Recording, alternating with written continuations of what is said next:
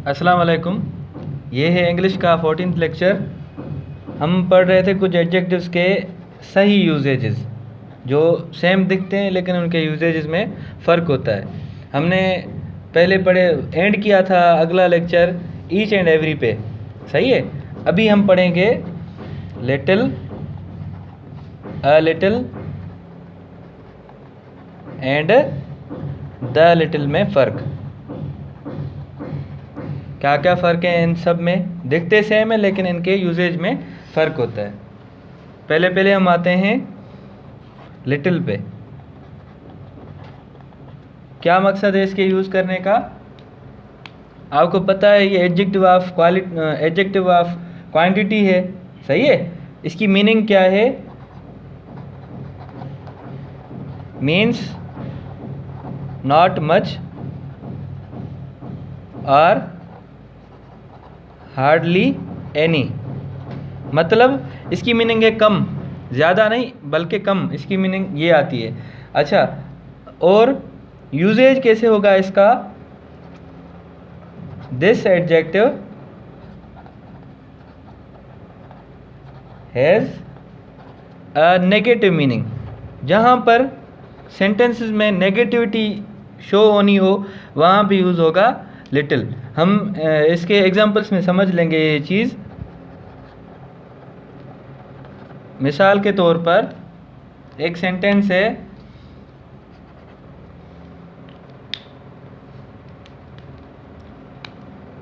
ही eight little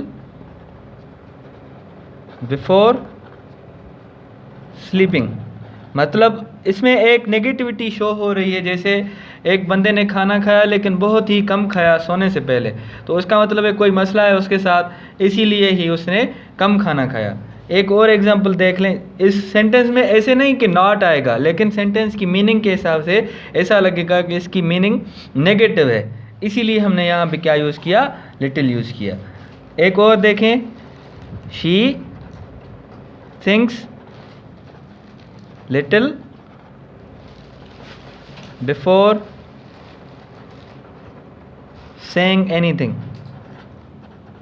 हम कहते नहीं है अक्सर के आप बोलने से पहले सोचते ही नहीं, तो इस सेंटेंस की यही मीनिंग है। तो बोलने से पहले ना सोचना ये भी एक नेगेटिव थिंग है, इसीलिए हमने क्या किया? यहाँ पे लिटिल को ही यूज़ किया है। एक और सेंटेंस देख लें,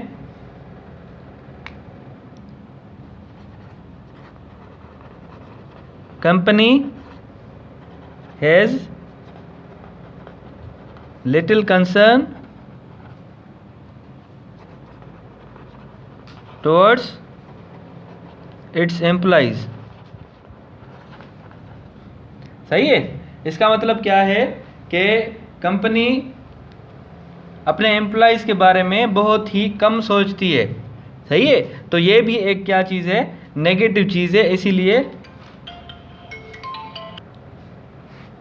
जैसे ये सेंटेंस देखें, the company has little concern towards it's employees, मतलब कंपनी अपने एम्प्लॉइज़ के बारे में कम सोचती है, इसीलिए ये एक सेंटेंस है जो नेगेटिव मीनिंग वाला है। इसीलिए हमने यहाँ पे द लिटिल यूज़ नहीं किया, सिर्फ और सिर्फ लिटिल ही यूज़ किया है। अच्छा, उसके बाद हम चलते हैं नेक्स्ट वर्ड पे, जो है अ लिटिल। इसकी मीनिंग भी क्या आएगी? सेम ही, नॉट मच और hardly any.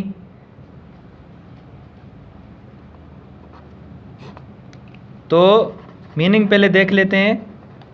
Means something but not much. मतलब कुछ चीज़ के बारे में अगर बात करें तो हम कहेंगे, अगर कुछ चीज़ पड़ी है तो उसके लिए हम अ लिटिल यूज़ करेंगे। अच्छा, इसका यूजेज कैसे होगा? This adjective has a positive meaning. जैसे लिटिल में जस्ट नेगेटिव थी, यहाँ पे क्या होगा? ये यूज़ होगा पॉजिटिव मीनिंग के लिए, मतलब सेंटेंस में अगर कोई पॉजिटिव फीलिंग आ रही है, कोई पॉजिटिविटी की बात की जा रही है, तभी हम यूज़ करेंगे अ लिटिल। जैसे doctor has a little hope of his recovery. जैसे ये हो गया। अभी यहाँ पे देखें, किसी के बचने की उम्मीद होना एक अच्छी बात है, तो इसीलिए ये क्या होगी, एक पॉजिटिव थिंग है। तो पॉजिटिव थिंग को शो करने के लिए हमने क्या किया, मतलब उसके बचने की थोड़ी सी उम्मीद है, तो इसीलिए हमने क्या किया, अ लिटिल यूज़ किया, लिटिल यूज़ नहीं किया। सही है। सेम कुछ सेंटेंस इसके देख लेते हैं हम। जैसे a little concern can be helpful. तो थोड़ा सा ख्याल रखना फ़ायदेमंद है, इसीलिए ये भी एक अच्छी बात है और पॉजिटिव थिंग है, इसीलिए हमने यहाँ पे a little concern, a little use किया। अच्छा, उसके बाद हम आगे चलते हैं, लेकिन एक एग्जांपल और देख लेते हैं इसका, आपको याद हो जाएगा सही से इसका usages. A little knowledge is dangerous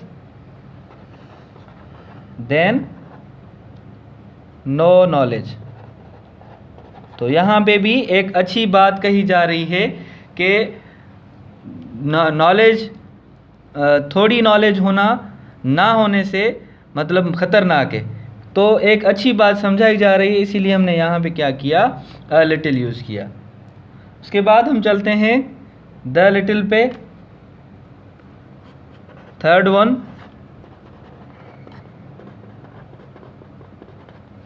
इसकी मीनिंग क्या है,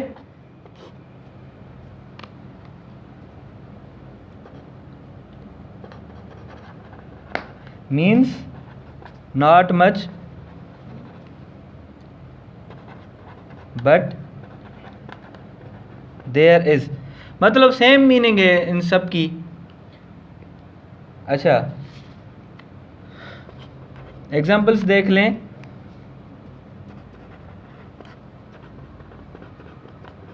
the little information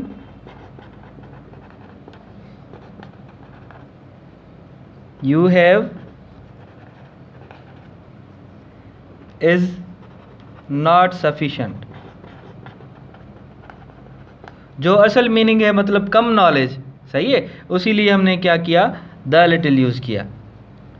information, the little information मतलब थोड़ी सी इंफॉर्मेशन, सही है।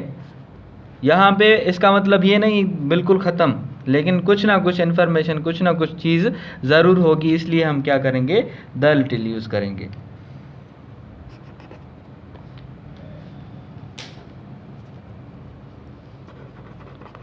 Let's hope the little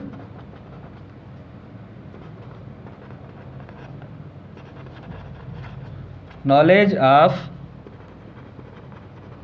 numbers helps you pass the exam।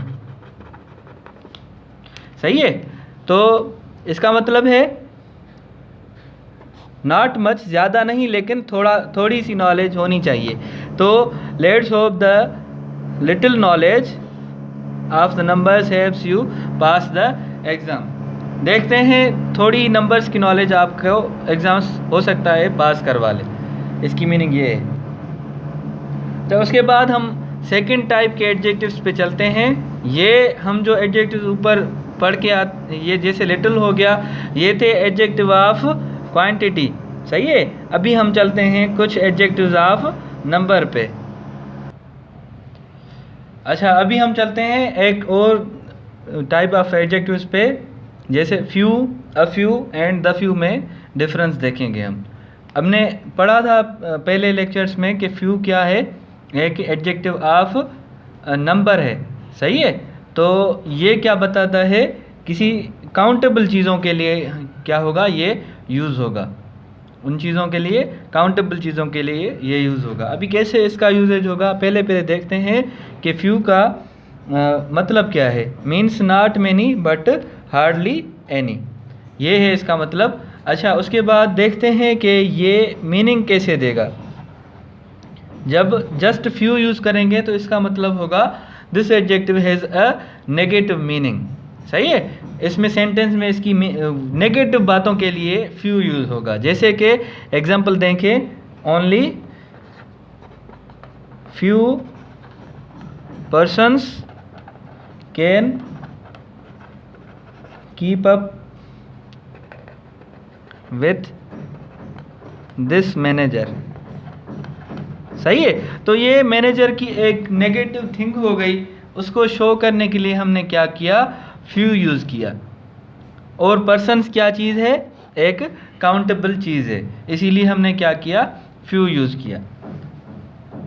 इसके बाद आई know few people who knows about this mystery, सही है। मिस्ट्री एक छुपी हुई चीज़, उसको बोलते हैं मिस्ट्री।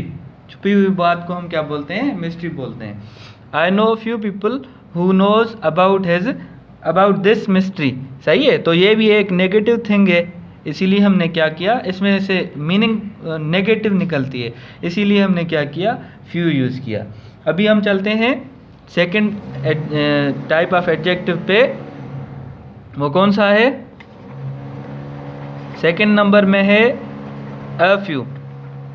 अच्छा, अभी अ फ्यू की मीनिंग क्या है, मीन्स सम, इसका मतलब है कुछ ना कुछ होगा वहाँ पे। जब हम ये यूज़ करेंगे, ये एडजेक्टिव जब यूज़ करेंगे तो कुछ ना कुछ चीज़ का मिकदार होगा, सही है। अच्छा, इसका यूजेज देख लें। A few has positive meaning, इसमें क्या होती है, पॉजिटिव मीनिंग शो करेगा। और and is opposed to none, none की जो मीनिंग होगी उसके अपोजिशन में क्या होगी, फ्यू की मीनिंग होगी, सही है। इसका मतलब है कुछ भी नहीं, इसका मतलब है कुछ ना कुछ। अच्छा, इसके एग्जाम्पल्स देखते हैं हम। जैसे कि ये देखें, a few words of sympathy would have helped। Sympathy हम जैसे बोलते हैं किसी को, मतलब क्या बोलते हैं, किसी को आसरा देना, इसको हम बोलते हैं सिंपैथी। तो सिंपैथी के कुछ वर्ड्स क्या होते हैं, हेल्पफुल होते हैं, सही है। तो ये भी एक पॉजिटिव चीज़ है, किसी को सिंपैथी की बात करना, सिंपैथी करना किसके साथ, तो ये भी एक पॉजिटिव थिंग है, इसीलिए हमने यहाँ पे क्या यूज़ किया, अ फ्यू यूज़ किया। एक और सेंटेंस देख लें। इस सेंटेंस में देखें, a few trees are left after the construction, सही है। तो अ फ्यू यहाँ पे क्या हुआ, अ फ्यू किस लिए यूज़ हो गया, एक पॉजिटिव।